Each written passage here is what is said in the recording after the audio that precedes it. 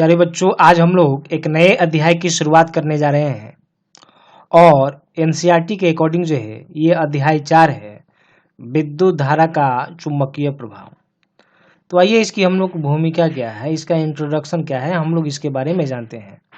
तो देखिए यहाँ पर स्टेटमेंट लिखा हुआ है, जब कोई चालक तार से धारा प्रवाहित की जाती है तो उसके चारों तरफ चुंबकीय क्षेत्र उत्पन्न हो जाता है और यह क्षेत्र जो है तब तक बना रहता है जब तक उस चालक से धारा प्रवाहित की जाती है या होती रहती है।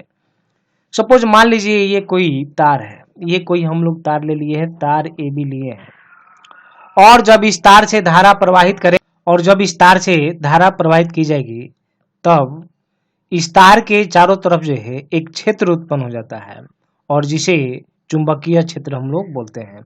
और यह चुंबकीय क्षेत्र का प्रभाव जो है तब तक बना रहता है जब तक कि इस तार से धारा प्रवाहित की जाती है। तो यही बात हुआ हम लोग का जो है विद्युत धारा का चुंबकीय प्रभाव। तो हम लोग यहाँ पर लिखे हैं विद्युत धारा के प्रवाह अर्थात आवेश की गति के कारण जो है चुंबकीय क्षेत्र के उत्पन्न होने की जो घटना है, यह घटना ही विद्युत धारा का चुंबकीय प्रभाव कहलाती है। यानी कि ये जो हम लोग का तार था, इस तार से जब विद्युत धारा का प्रवाह हो रहा था, जब धारा प्रवाहित की जा रही थी, यानी कि आवेश की गति हो रही थी, तो इन आवेश की गति के कारण या धारा के प्रवाह के कारण जो है चुंबकीय क्षेत्र की उत्पत्ति हो रही थी और चुंबकीय क्षेत्र के उत्पन्न होने की जो घटना है, यह घटना ही चुंबकीय प्रभाव कहलाती है। अभी इस प्रभाव की सफल व्याख्या जो है सबसे पहले वैज्ञानिक और स्टेट ने जो है 1820 ईस्वी में किया। चुंबकीय क्षेत्र जिस तरह से विद्युतीय क्षेत्र एक सदिश राशि है, उसी तरह से चुंबकीय क्षेत्र भी एक सदिश राशि है। तो विद्युतीय क्षेत्र को हम लोग ई से दिखाते हैं, ध्यान में रखिएगा। विद्युतीय क्षेत्र को हम लोग जो है ई से और चुंबकीय क्षेत्र को किसे दिखाएंगे, बी से। यह भी सदिश राशि है और यह भी सदिश राशि है। यहाँ पर लिख दिया गया है चुंबकीय क्षेत्र को बी से दिखाते हैं और चुंबकीय क्षेत्र एक सदिश राशि है। अब यहाँ देखिए चुंबकीय क्षेत्र क्या होती है, मैग्नेटिक फील्ड क्या है। तो हम लोग लिखे हैं किसी चुंबक के चारों ओर का वह क्षेत्र है जिसमें चुंबकीय प्रभाव का अनुभव किया जा सकता है, तो उसे ही चुंबक का चुंबकीय क्षेत्र कहते हैं। फॉर एग्जाम्पल, जैसे मान लेते हैं ये चुंबक है, यह चुंबक है, तो यह चुंबक जब हम लोग यहाँ पर किसी स्थान पर रखेंगे तो इसका प्रभाव जो है मान लेते हैं इतने स्थान तक रहता है, इतने दूर तक रहता है, इतने स्पेस तक रहता है। अब इस स्पेस में हम लोग कोई कील लेते हैं, छोटा छोटा कील लेते हैं, ये छोटा छोटा हम लोग कील लेते हैं, ये छोटा छोटा कील है और इस छोटी छोटी कील को हम लोग जो है यहाँ पर रखेंगे तो यह कील जो है इधर उधर हिलेगा डुलेगा नहीं। या हम लोग हाथ से भी पकड़ेंगे तो यह अनुभव नहीं करेंगे हम लोग ये हमारे हाथ के ऊपर या इस कील के ऊपर किसी तरह का प्रभाव पड़ रहा है, कोई बल लग रहा है। अब हम लोग इसको नजदीक लाते हैं, नजदीक लाते हैं, नजदीक लाते लाते जब इस लाइन के अंदर लाएंगे, चूंकि इस चुंबक का प्रभाव यहाँ तक ही है, जब इस लाइन के अंदर लाएंगे, अगर हम लोग मान लेते हैं यहाँ तक लाते हैं तो हम लोग कील को हाथ में पकड़े हुए हैं तो हम लोग अनुभव करेंगे हाथ के ऊपर किसी प्रकार का जो है बल लग रहा है। यह जो बल लग रहा है किसके कारण, तो चुंबकीय प्रभाव के कारण। किसके कारण, चुंबकीय प्रभाव।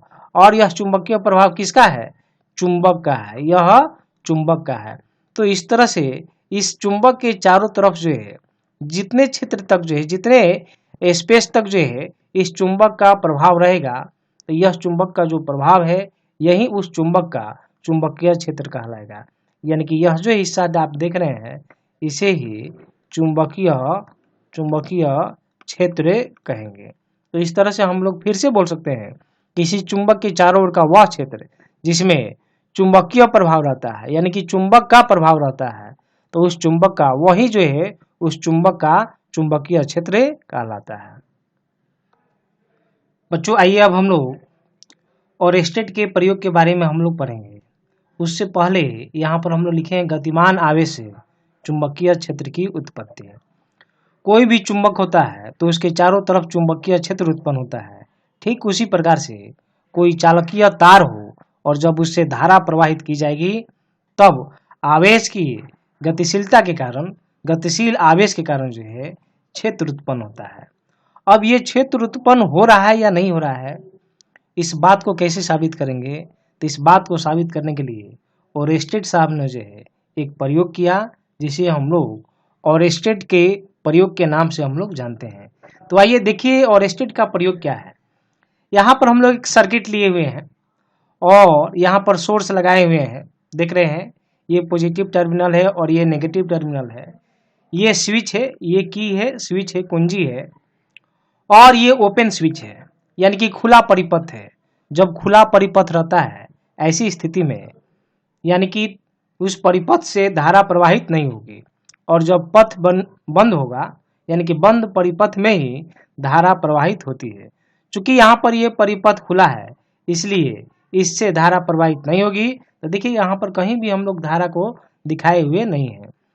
अब यहाँ पर जो है ए बी एक खुला तार है। खुला तार का मतलब केवल वहाँ पर धातु है, उसके ऊपर वाला कवर नहीं है। यहाँ पर कवर हो सकता है लेकिन यहाँ पर कवर नहीं है।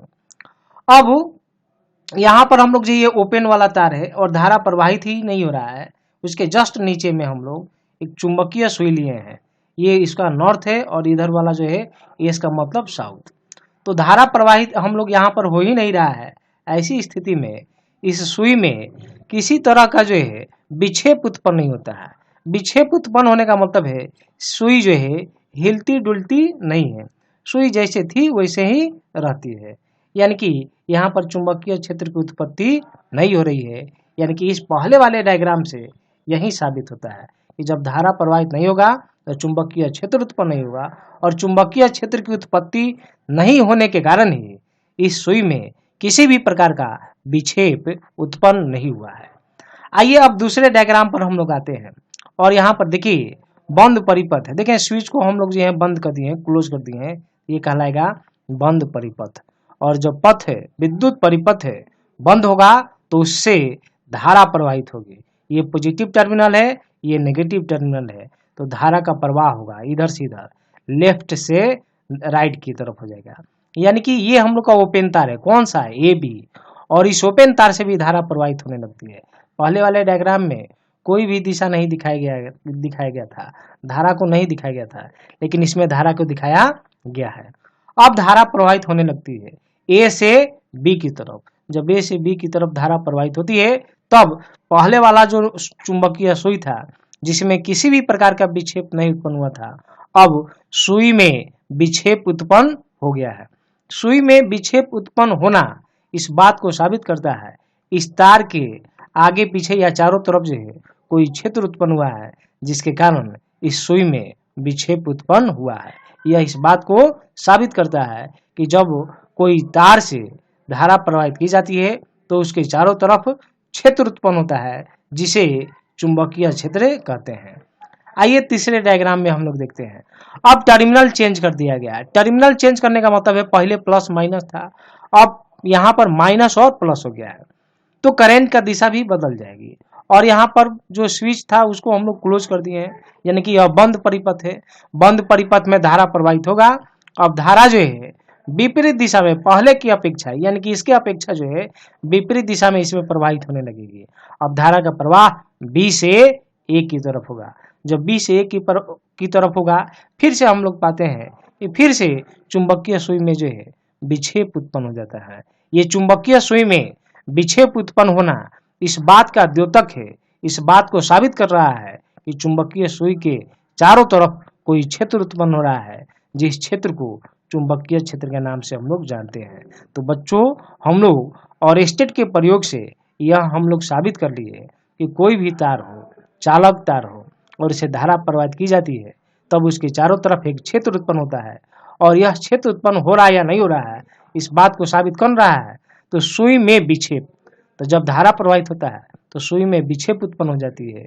इससे साबित हो जाता है कि किसी तार से जब धारा प्रवाहित की जाती है तो उसके चारों तरफ चुंबकीय क्षेत्र उत्पन्न होता है।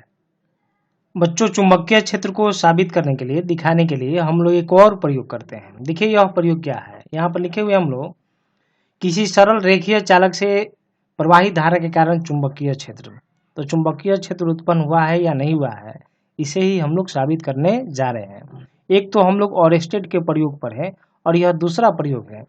इसमें देखिए क्या करते हैं कि सूखी लकड़ी ले लेते हैं, देख रहे हैं ये सूखी लकड़ी है, ये वाला जो है सूखी लकड़ी है और इस लकड़ी में हम लोग दो होल कर देते हैं, एक यहाँ कर देते हैं और एक यहाँ पर, दो अलग अलग जगह पर हम लोग जो है पतला होल कर देते हैं। ये होल का साइज उतना ही रखते हैं जिससे कि खुला तार हमारा जो है केवल उससे निकल सके, ज़्यादा बड़ा होल नहीं लेना है, नहीं तो यहाँ पर जब हम लोग आयरन का डस्ट लेंगे, आयरन का जब बुरादा लेंगे तो वह उस होल से नीचे चला जाएगा। ये होल को उतना ही हम लोग साइज का लेना है जितने साइज का जो है ये तार है, यानी कि तार भी बहुत कसकर जो है इसके अंदर से जाना चाहिए। अब हम लोग दोनों किनारों पर, यानी कि ये हम लोग ये तार ले लिए हैं और तार को इससे होल के थ्रू हम लोग जो है आर पार कर दिए हैं और नीचे की तरफ जो है सोर्स लगा दिए हैं और ये इसका पॉजिटिव टर्मिनल है और यह नेगेटिव टर्मिनल है। तो धारा का प्रवाह होगा उच्च विभव से निम्न विभव की तरफ। तो आप देखिए धारा की दिशा को यहाँ पर दिखा दी गई है। अब हम लोग यहाँ पर जो है एक यहाँ जो होल है जहाँ से तार निकला है उसके आसपास हम लोग जो है चुटकी से या हाथ से थोड़ा सा हम लोग जो है यहाँ पर लोहे का बुरादा को रख देते हैं और दूसरा वाला होल के पास भी लोहे के बुरादा को रख देते हैं। अब स्विच को ऑन करते हैं, पहले ऑफ रखते थे, अब हम लोग स्विच को ऑन करेंगे। जैसे ही ऑन करेंगे तो जो लोहा का बुरादा जैसे मन तैसे था, जब धारा प्रवाहित होने लगता है स्विच ऑन होने के बाद से, यानी कि जब परिपथ को बंद करते हैं तो जब धारा प्रवाहित होने लगती है, ऐसी स्थिति में जो लोहे के बुरादा जैसे मन तैसे था, ये सारा लोहे का बुरादा जो है दोनों यहाँ पर सिरों पर, यानी कि यहाँ पर भी और यहाँ पर भी, दोनों छिद्र के आसपास जो है यह एक संकेंद्रीय वृत्त का रूप धारण कर लेता है और जैसे ही हम लोग करंट सप्लाई बंद करते हैं ये फिर से जैसे मन तैसे हो जाता है। फिर स्विच को ऑन करते हैं, धारा प्रवाहित करते हैं, फिर से ये लोहे का जो बुरादा है वह संकेंद्रीय वृत्त का रूप धारण कर लेता है। यह संकेंद्रीय वृत्त के रूप का धारण कर लेता जो है इस बात का द्योतक है, इस बात का सूचक है कि जब तार से धारा प्रवाहित की जा रही है तब इस तार के चारों तरफ किसी प्रकार की घटना उत्पन्न हो रही है और जो भी घटना उत्पन्न होती है उसे ही विद्युत धारा का चुंबकीय प्रभाव करते हैं और वह जो क्षेत्र उत्पन्न होता है वह क्षेत्र चुंबकीय क्षेत्र कहलाता है। इस तरह से इस प्रयोग के माध्यम से भी हम लोग यह साबित कर सकते हैं कि जब किसी चालकीय तार से धारा प्रवाहित की जाती है तो उसके चारों तरफ चुंबकीय क्षेत्र की उत्पत्ति होती है। आइए बच्चों, हम लोग चुंबकीय क्षेत्र रेखाओं की दिशा की प्राप्ति करते हैं। तो इसके लिए दो नियम है, हम लोग बारी बारी से पढ़ेंगे। पहला हम लोग का है मैक्सवेल के काग पेंच का नियम। काग का मतलब कागज, पेंच यानी कि जो कील होता है उसी की बात की जा रही है, या इसे ही हम लोग जो है कॉर्क और स्क्रू रूल भी कहा जाता है, दोनों समान बात है। तो देखिए काग पेंच का नियम क्या है। काग पेंच के नियम के अनुसार मैक्सवेल के हम लोग क्या करते हैं, कोई धारावाही चालक लेते हैं, मान लेते हैं ये कोई धारावाही चालक है और इससे धारा प्रवाहित हो रही है किधर, तो ए से बी की तरफ, ए से बी की तरफ। और हम लोग क्या करते हैं एक पेंच लेते हैं और पेंच को क्या करते हैं हम लोग दक्षिणावर्त दिशा में घुमाते हैं। दक्षिणावर्त का मतलब क्या हुआ, यानी कि बाएं से, बाएं हाथ से जब दाहिने हाथ की तरफ जाएंगे इसी को बोलते हैं हम लोग जो है दक्षिणावर्त, और जब बाएं हाथ की तरफ आएंगे तो इसको बोलेंगे वामावर्त। तो यह क्या हो गया, दक्षिणावर्त हो गया, ये दक्षिणावर्त। दक्षिणावर्त का मतलब क्या हो गया, बाएं से दाएं की तरफ, और जब दाएं से बाएं की तरफ आएंगे तो इसे क्या बोलेंगे हम लोग, वामावर्त बोलेंगे। यहाँ दक्षिणावर्त का मतलब आप समझ गए।